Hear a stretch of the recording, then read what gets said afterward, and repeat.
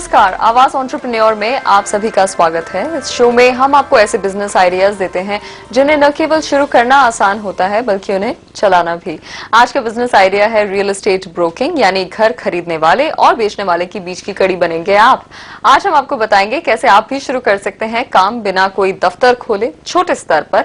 इसी बिजनेस पर आज हमें मेंटोर करने के लिए स्टूडियो में आए हैं पीपल्स ग्रुप के CMD Anupam Mittal. Peoples group वैसे तो कई वेबसाइट्स चलाती है जिनमें से मकान.com भी एक है। कुछ देर पहले तक अनुपम ने हमें बताया कि यहाँ पर इस बिजनेस में एंटर करना तो आसान है, लेकिन शायद यहाँ पर अपनी पैठ बनाने के लिए आपको थोड़ा सा ऑर्गेनाइज्ड होना, थोड़ा सा स्ट्रक्चर्ड होना जरूरी है। तो आइए वो कैसे करते हैं ये हम उनसे पूछते हैं। अनुपम बताइए, अगर मैं एक रियल एस्टेट ब्रोकर हूं और मैं किसी डेवलपर के पास जाकर ये कहना चाहूं कि मैं आपके घर बेचना चाहता हूं, ये बातचीत कैसे करते हैं? ये बातचीत करना हमें सिखाइए।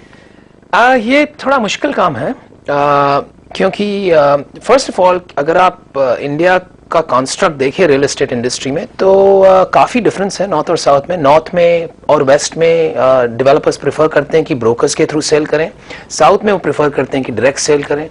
तो ये स्ट्रक्चर ही आपको काफ़ी चैलेंज कर सकता है अगर आप साउथ में डेवलपर के पास जाना चाहते हैं, क्योंकि वो आपके थ्रू शायद बेचना ही नहीं चाहें।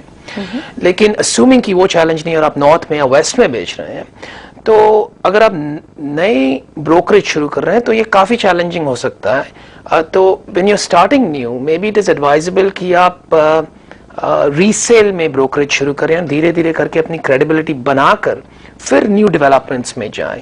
क्योंकि न्यू डेवलपमेंट्स टिपिकली कैसे चलता है कि आपको सेल्स और मार्केटिंग डिवीजन को अप्रोच करना पड़ता है रियल्टर के यहाँ पर, और सॉरी डेवलपर के यहाँ पर, और वो फिर आपका ट्रैक रिकॉर्ड देखते हैं, आपकी क्रेडिबिलिटी देखते हैं। और अगर आप नई तरीके से शुरू कर रहे हैं तो ऑब्वियसली वो आपके पास होगा नहीं। तो इसीलिए या तो फिर आप सेकंड सेल में शुरू करें ब्रोकरेज, या तो फिर you can join as a sub realtor with an existing brokerage company जिसकी ऑपरेशंस काफ़ी स्प्रेड हैं, जो मीडियम साइज की है और या लार्ज साइज की है। वहाँ पर अगर आपने 2-3 साल काम किया और एक्सपीरियंस और क्रेडिबिलिटी बनाया तो फिर it's easier for you to go to a developer and get empanelled. Okay, ये भी बताइए कि एक ब्रोकर के तौर पर क्या मेरी कोई स्पेशलिटी भी होनी चाहिए कि मैं छोटे स्तर के ही घर बेचता हूं, या फिर मैं मीडियम इनकम ग्रुप को जो केटर करते हैं वैसे ही घर बेचता हूं, या इस तरह करना चाहिए, ये एडवाइजेबल होगा, या फिर मुझे हर जगह अपने हाथ फैला लेने चाहिए?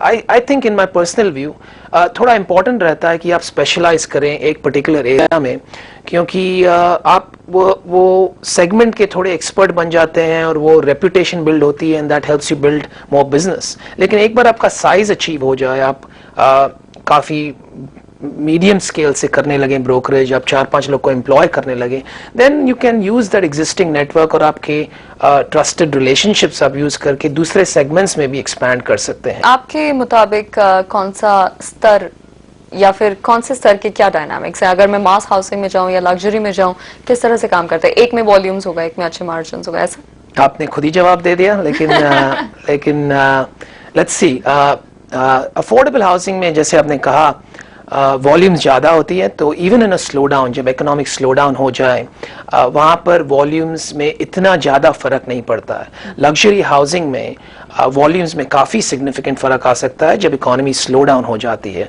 और स्पेशली अगर सप्लाई ज़्यादा बढ़ जाता है लग्जरी हाउसिंग में, तब भी काफ़ी स्लो डाउन आ सकता है। सेकेंडली, लग्जरी हाउसिंग में साइकिल टाइम और जो वक्त लगता है डील क्लोज करने में, दो cycles are longer than they are in the affordable segment. Residential और कमर्शियल के बीच में आपके हिसाब से कौन सा बेहतर होगा, या फिर दोनों के बारे में अगर आप कुछ बताना चाहें तो? बिल्कुल, रेजिडेंशियल और कमर्शियल काफ़ी डिफरेंट है अब तक। लार्ज ब्रोकरेजेस, जो बड़ी ब्रोकरेजेस हैं, वो रेजिडेंशियल और कमर्शियल करते हैं, लेकिन जो लोकलाइज ब्रोकरेजेस हैं, स्मॉलर ब्रोकरेजेस हैं, वो रेजिडेंशियल या कमर्शियल करते हैं। कमर्शियल में कंपटीशन कम रहता है, लेकिन एक्सपर्टीज ज़्यादा चाहिए, क्योंकि आप कंपनीज के साथ काम कर रहे हैं, तो it is more difficult to get established in commercial. लेकिन बिकॉज एक्सपर्टीज की ज़रूरत ज़्यादा है, कंपटीशन कम रहता है। रेजिडेंशियल में ट्रांजैक्शंस बहुत ज़्यादा होते हैं, तो business is more to go around, लेकिन उस कारण से कंपटीशन भी बहुत ज्यादा है। ओके अनुपम, अब ये बताइए, क्योंकि आप बार बार इस बात को बहुत तवज्जो दे रहे हैं कि कंपटीशन बहुत है, बहुत सारे प्लेयर्स हैं और उनके बीच में अपनी जगह बनाना बहुत जरूरी है, तो ये भी बता के जाइए कि किस तरह से इस क्लटर में इतने सारे लोगों के बीच में मैं अपनी पहचान बना सकता हूँ। प्रमोशन टेक्निक्स क्या होंगी? देखिए, यहाँ पर ये बिजनेस में कैपिटल एक्सपेंसेस तो कुछ है नहीं ज़्यादा, यहाँ पर ब्रांड बिल्डिंग भी एक्सपेंसेस ज़्यादा है नहीं, unless you going to do a national level business, वो तो बहुत काफ़ी वक्त लगता है एंड वंस यू एंटर। सबसे इम्पॉर्टेंट चीज़ें जो यहाँ पर होती है is sales and marketing skills, networking and relationship building skills, reputation management. ये बड़ा वर्ड ऑफ माउथ बिजनेस है, किसके लिए आपने अच्छा घर ढूंढ के दिया तो वो 10 लोग आपको रेफर करेंगे। तो दीज एंड एक्सपर्टीज, अगर आप अपनी एक्सपर्टीज और नॉलेज बढ़ाते हैं तो धीरे धीरे ये बात फैलेगी और इसलिए लोग आपके पास आएंगे। तो ये 3-4 चीज़ पे फोकस करना बहुत ज़रूरी है अगर आप अपने आप को डिफरेंशिएट करना चाहते हैं।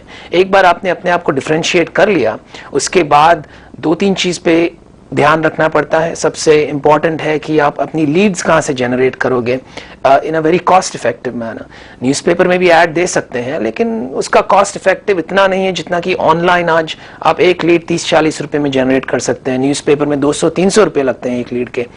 तो आपको ये समझना है कि सबसे इफेक्टिव लीड मैनेजमेंट जनरेशन मैं कैसे करूं और वो लीड को मैं मैनेज कैसे करूं। तो these are some of the things to keep in mind. Okay, finally जाने से पहले ये बता के जाइए, क्योंकि हम हमेशा अपने हर बिजनेस में अपने दर्शकों को ये बताने की कोशिश करते हैं कि जहां पर वो जा रहे हैं उस एरिया का डेंजर जोन क्या है, इस बिजनेस का डेंजर जोन क्या है? इसमें बैरियर्स टू एंट्री बहुत कम है। मैंने कहा लाइसेंसिंग वगैरह टेक्निकली जरूरत है, लेकिन प्रैक्टिकली जरूरत नहीं है। पैसों की जरूरत नहीं है, इन्वेस्टमेंट की, अपफ्रंट इन्वेस्टमेंट भी। तो बहुत लोग ऐसे हैं जो ये बिजनेस में आते जाते रहते हैं, 2 महीने कर लिए साल में, 8 महीने नहीं किए, 9 महीने नहीं किए। तो वाइल वो खुद अपना बिजनेस काफी बढ़ा नहीं पाए, लेकिन आपके बिजनेस को जरूर चोट पहुंचा सकते हैं, क्योंकि जो आपने बहुत मेहनत से बनाया है वो 2 महीने में आके रेट्स कट डाउन कर सकते हैं, गलत प्रैक्टिसेस अडॉप्ट कर सकते हैं। तो इसलिए बहुत बहुत इंपॉर्टेंट ये चीज है कि आप अपनी रेप्यूटेशन को संभाले रखें। अनुपम, बहुत बहुत धन्यवाद आज हमारे स्टूडियो आने के लिए और हमारे दर्शकों को मेंटोर करने के लिए। आज के लिए बस इतना ही। आपको हमारा आज का एपिसोड कैसा लगा हमें फेसबुक पर बताइए, लॉग ऑन कीजिए फेसबुक पर और ज्वाइन कीजिए आवाज एंटरप्रेन्योर की कम्युनिटी और अपने जैसे हजारों यंग एंटरप्रेन्योर से जुड़िए, नेटवर्क कीजिए, बात को और बिजनेस को आगे बढ़ाइए। और अगले हफ्ते हमारे साथ इसी वक्त फिर जुड़िएगा सिर्फ CNBC आवाज पर। तब तक के लिए पूरी टीम को दीजिए इजाजत। नमस्कार।